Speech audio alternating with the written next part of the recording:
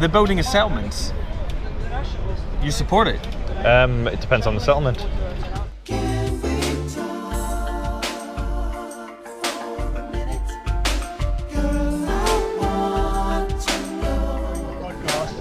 William asked me, why is it I like Joseph so much? And I do, even though, I really do, even though we differ politically, and we know that. Yep. Joseph is a Zionist, if you can't tell. And in our first conversation that we had, I described myself as an anti-Zionist because I've been a proud supporter of the Palestinian people in their plight. And Joseph's question, well, why do you need to be anti-Zionist? Why can't you just be pro-Palestinian? Yeah. And in the conversation about how could you like Joseph? It wasn't done in no, an it was, aggressive way, sorry, no, it wasn't. No, Very it wasn't. calm. It was, why do you like Joseph when he ascribes to an ideology that you're against? Well, it's that basic thing that's it's kind of a bit of a paradox. And I was The influence was I was a Nazi and a racist. We'll get to that because we'll get to that. That's a jump. And I explained that Joseph, as Zionists go, I think he's towards the end of the spectrum that will be most agreeable to perhaps some of the Palestinians. They might not agree with him totally, but he's described himself before as a supporter of the Palestinian people and said that he wished for their So my position, just so people know, is if they achieve statehood and it brings peace, I'm for that. Okay. I'm for peace with our neighbours. And he always does it with a smile and polite. He never gets angry. When I'm watching him debate some of the so-called pro-Palestinian people, I feel like it's Rocky IV and I'm a Russian cheering for Rocky. That is the honest truth. I can't say more than that. Will then posed a hypothetical question. Oh, well, if you can like people that you disagree with, what about Nazis? No, that's not what happened. What did you say? No, it's something we should go into in depth right. because of the purpose of the video, I imagine. So for me it is.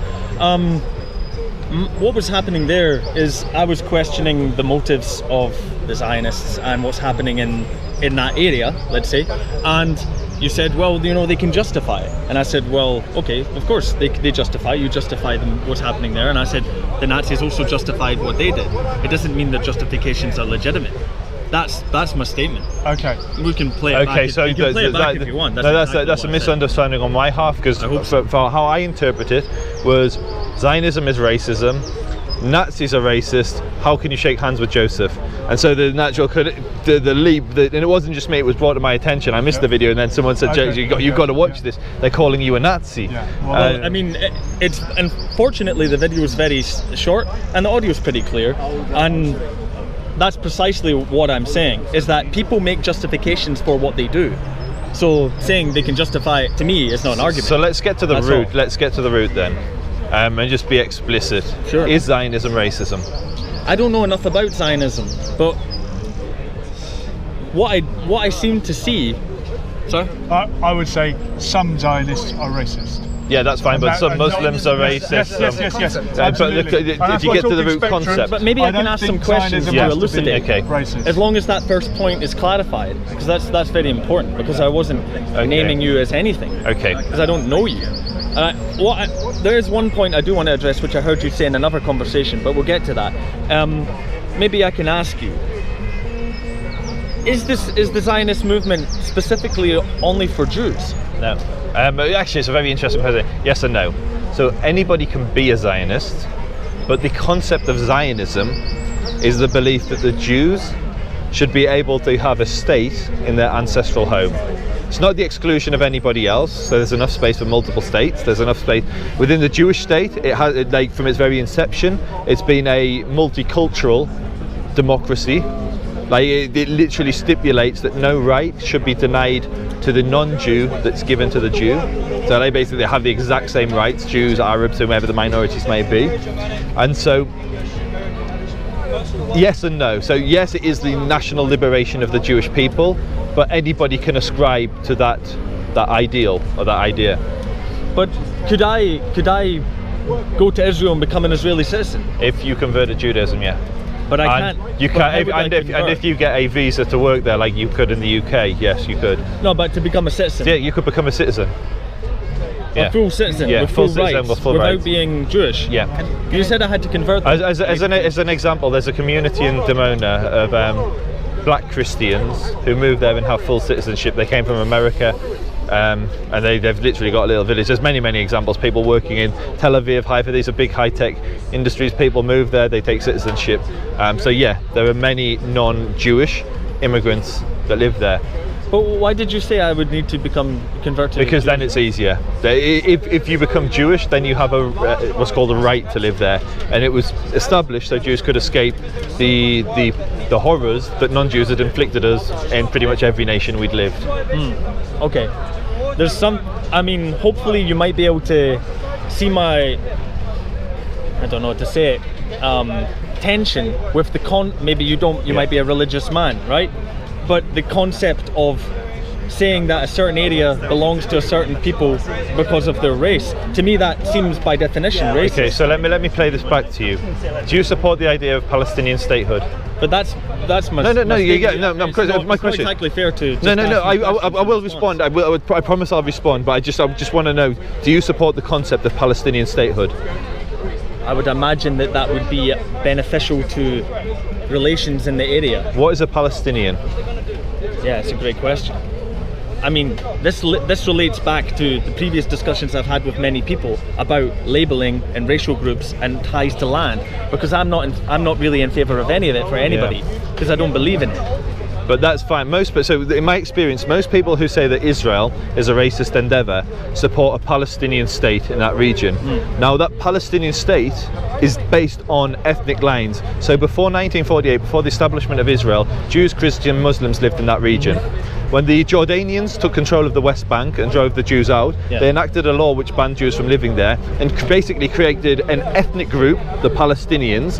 And so when most people say that they support a Palestinian state, they're saying they support an ethnic state for Palestinians, and those that say that they support a Jewish state do the same. So anyone who advocates for the two-state solution usually is advocating for two states divided along ethnic lines. Yeah, right. Isn't part of the problem the fact that we have Druze, Circassians, Bedouins, Arameans, Arabs, Mizrahi Jews, Ashkenazi Jews, a very vast variety of different people living in one small region, and we're trying to cut it up like cake and make a nationality for one and one for another. This perfect example. The Jews are the only minority in the Middle East, only minority that achieve statehood. Within that minority, within that small state that's established, you have more cultural and religious diversity than any other state around it, proportionately. 20%, which is way higher than the UK, 20% of Israelis aren't Jewish. Religion is protected under law, so you have hundreds of mosques and hundreds of churches. You have Jews, as you said, there's the what do you call them? The Baha'i have their centre, their Vatican is in Haifa in Israel. It's the only nation that protects those rights, and so in all the states around it, everyone was forced to take on Syrian identity, was forced to take on an Iraqi identity, was forced to take on an Egyptian identity, and in all of those lands they purged the minority communities from them. And now there are very Christian numbers are usually in decline. Yazidis in decline. Every minority, Jews, there used to be 1 million of us in the Arab world. Now there's 850,000. Now there's 3,000. It makes me sad. He's one of my favourite local Muslims. I have to ask you some questions.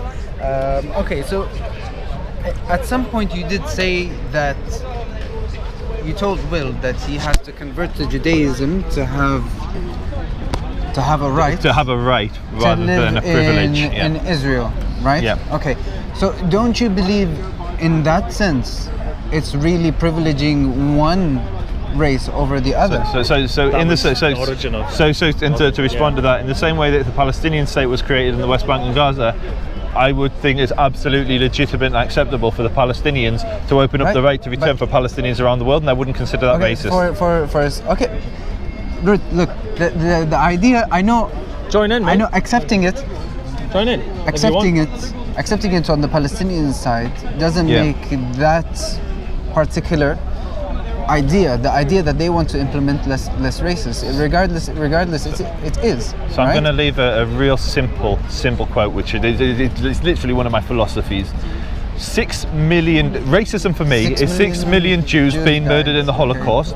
Their survivors find establishing a refuge, a safe haven to escape the racism that was inflicted on us by Muslims, inflicted on us by Christians, atheists, socialists. Then, you know, even Muslims. I mean, there were many Muslims who were very kind to us, but there were other Muslims that weren't kind to us. And just the same with Christians. Like the majority Nazis, but so it isn't a safe haven being created for the victims of racism is not racist. But is that safe haven not a consequence of that safe haven for being only for Jews? It's not only for Jews. Right, but the thing is, does it not create second-class citizens? I know in law it says that everybody has supposedly equal rights, but at the same time we can see that there are Jews that came from, for example, Ethiopia, and there are also Arab Jews, right? In law, but at the same time, in practice, in society, do you not feel? Are you denying that there are people within Israel that treat these people differently? But there's definitely racists in Israel. There's racists in the UK. It doesn't mean that the UK is institutionally racist. I'm talking about, are there not people that claim that, hey, Israel is a land for Jews, therefore any other religion we ought to treat differently? Yeah, of course there's people that say that, and I fundamentally, as long with most Israelis, fundamentally disagree with those people. Right, see, this is the problem. They take the justification of what they are doing from the main tenets of Zionism, and this is why there are some people who express Zionism as being racist. I don't think they take, no, they don't take the tenets from racism, sorry, from Zionism. The idea that Zionism is the cause of racism, in my opinion, is mistaken.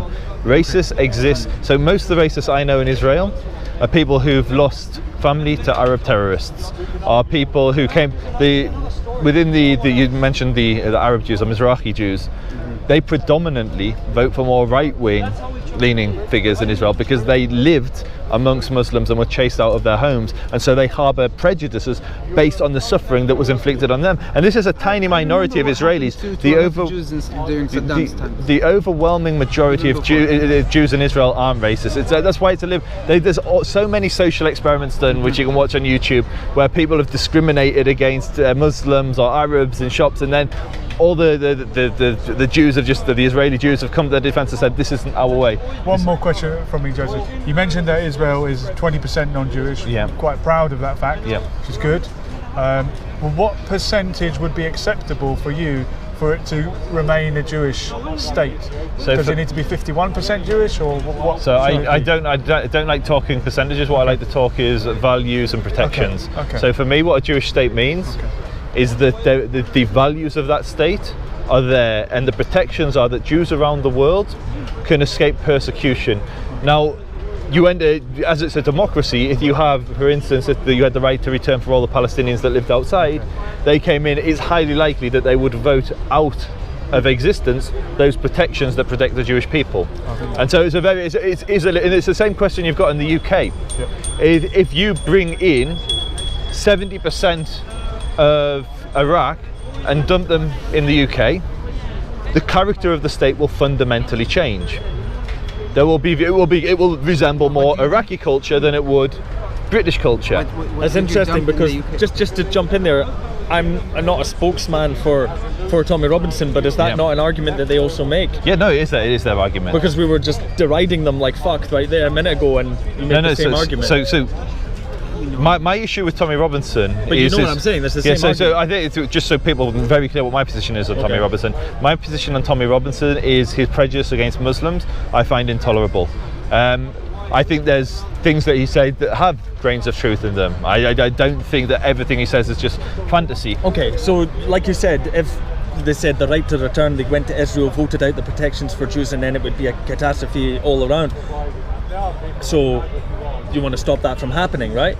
And then maybe people say, well, they don't want, maybe this is not a legitimate claim, maybe it is, but let's imagine a hypothetical. You would say a lot of people coming from Afghanistan, Iraq and Syria to here, they might vote it out and change the capacity, the ethos of the nation. Yeah. It could happen here also. So I think there is. I mean, maybe it's highly unlikely, but I mean, it's a possibility. So we're massively moving the goalposts, but I think there's something It's the same incredible. situation. I think there's something incredible about the British nation. I think there's something incredible about America. I think there's incredible liberties and freedoms that we have here that you don't have in places like Iraq.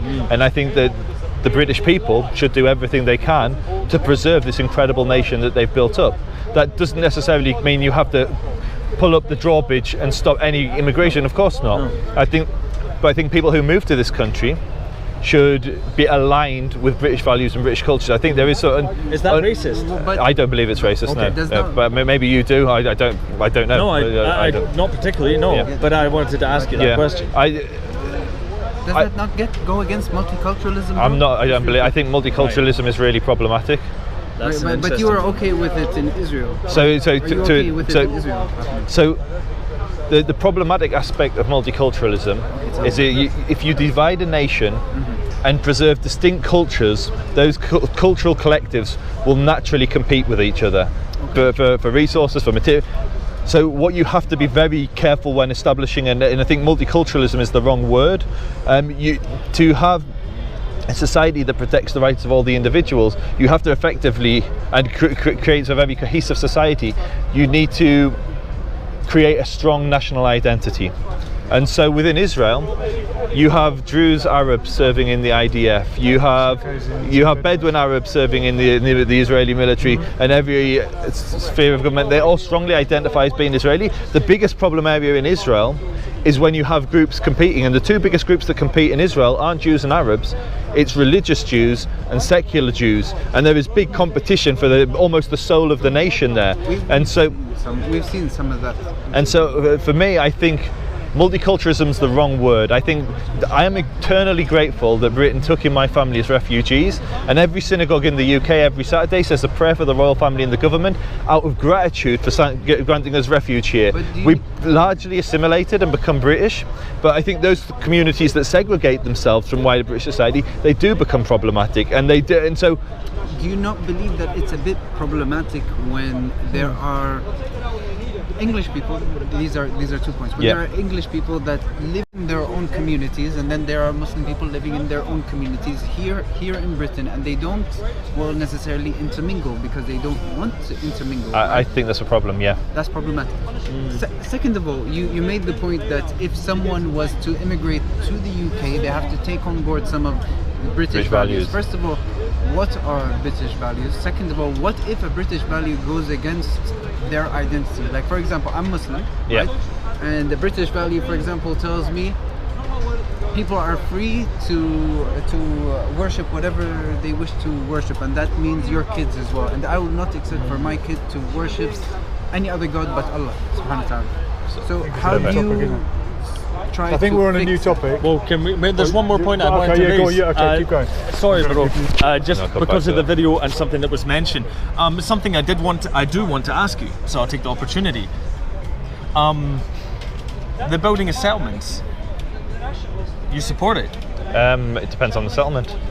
Well, because my point of confusion, you could call it confusion, is that if you say that you're working for peace but you support those, it doesn't seem to work. So perfect. Why would those Perfect. mesh? So basically, you're saying that you believe the West Bank should be free of Jews. Well, did I say that? But that's what it means. No, it doesn't. He's It does. trying to say that Jews shouldn't here's the settle response. there when Okay. So let's take Hebron. Hebron is seen as probably the most the contentious flashpoint for vielse in the region. Like, other than maybe the Gaza border, like, it is where Hamas. Yeah. No, Syria. No, sorry, I meant Israel, West Bank, Gaza. Now, what happened with the history? What's the history of Hebron? So, the Jewish religious beginning of the city was Abraham purchased some land there. He purchased a field, then he was buried there. His family was buried there, and pretty much continuously from that point, there's been a Jewish presence in Hebron. In 1517, they were massacred when the Ottomans conquered. I think it was Murad III. The Jews were then moved also from Safad. He forcefully expelled. Was it Murad III that forcefully expelled the Jews from Safad? Anyway, tangent. The the Jews were in Hebron in 1517. They were in there in the time when Jews had a kingdom there. They were there at the time of Abraham. And so there's been this continuous presence of Jews in Hebron, which is in the heart of the West Bank. 1517 and beyond, and then after. In 1929, there was the horrific riot where the local Arabs burnt the Jews alive, massacred them, smashed the heads of babies off walls, and 1929, and ethnically cleansed the Jews from Hebron. In 1948, Jordan conquered the West Bank and declared it part of Jordan. Right. The British and Pakistan recognised it, usurping the land, annexing the land and calling it Jordan. So then that region became Jordanian. Jordanians enacted a law which forbade Jews from living and having citizenship there. When Israel defeated Jordan in 1967, it retook the land, and it said that actually the Jews are able to return to their old houses. And so if you visit there's like a very famous street called Shahada Street, and there's like a thing, and the Arabs claim, the Palestinians claim that the Jews stole the houses from the Palestinians, and the Jews say, wait a minute, this was our old synagogue, this was our old school, this was our old house. And so this is a settlement. It is by every legal definition. And what does it mean by a settlement? It means that a Jew, because under Palestinian law Jews aren't allowed to become Palestinian, it means that a Jew is living in one of these regions. And so when you say, am I for settlement? What's another settlement? Well, you've got the old city of Jerusalem, the holiest site for Jews, Muslims and Christians. Well, the third holiest site for Muslims, but for Jews and Christians, it's the holiest site in the world. Yeah. The international community, when they proposed the partition, said this was going to be an international city. Jordan conquered it and declared it part of Jordan. So the old city, which has the Temple Mount and Masjid al-Aqsa, became part of a Jordanian state.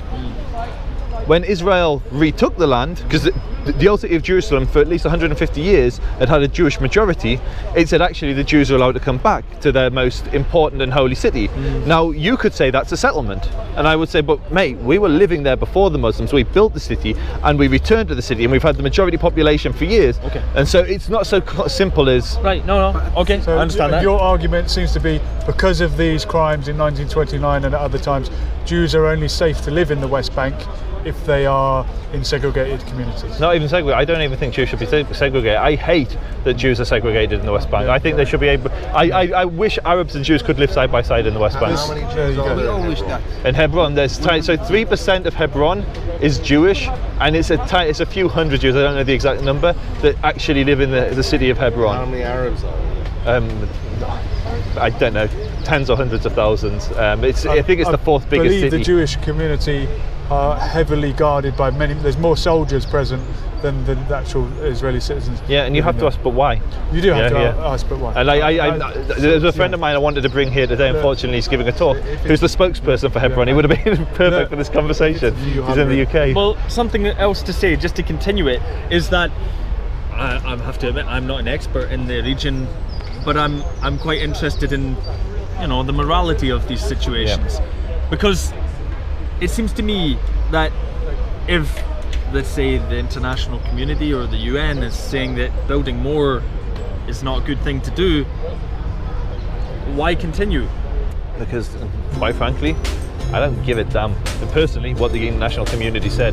The international community stood by while 6 million of my people were murdered. The international community cares about voting blocks within the UN.